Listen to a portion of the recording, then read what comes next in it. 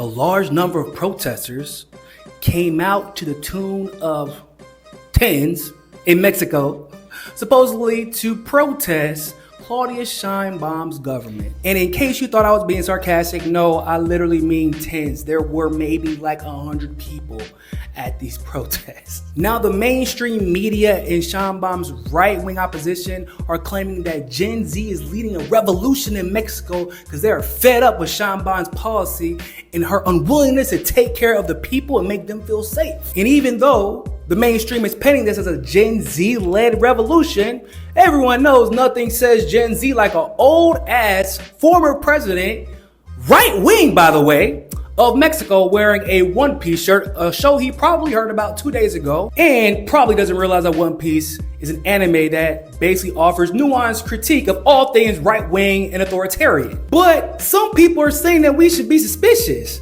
I don't know, should we be suspicious that this flag from a anime being claimed to be the face of this Gen Z revolution has been seen in other protests like the ones led by Gen Z in Nepal? I mean, should we find it suspicious considering that Marco Rubio and Donald Trump have made it clear that any government they consider to be a threat to the United States and Latin America, they plan on using overt and covert means to overthrow those governments? I mean, should we find it suspicious that this basically looks like the same exact CIA playbook that the United States uses when it wants to overthrow a government that it doesn't like? Well, Sheinbaum is suspicious, and she believes that these protests are funded by her right-wing opposition.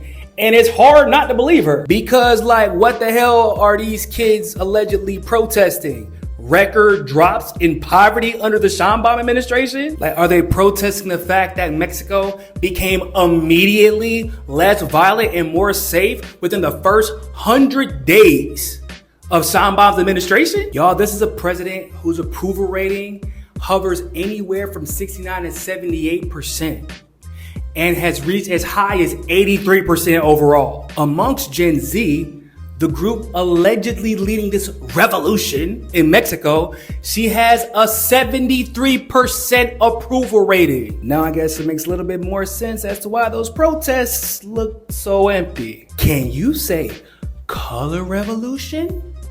Taste the rainbow. I'm not gonna lie. It's giving Juan Guaido trying to overthrow Maduro on a YouTube live stream when like 20 people show up to support him. That's what I'm getting right now. Now, many people are claiming that this is because of how rampant the cartels have been in Mexico. But I'm going to be honest with you.